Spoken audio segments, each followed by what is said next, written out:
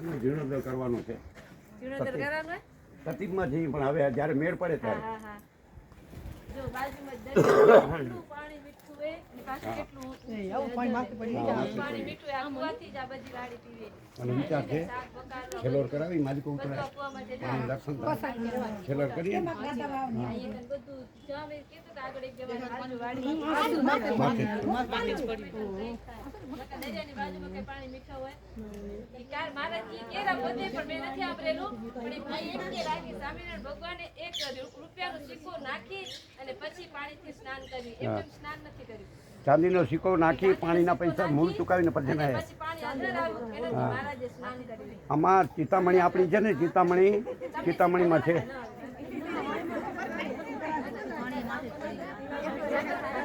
બાબા હમણાં લાઈટ નથી તો પાણી ચાલુ કરો ને.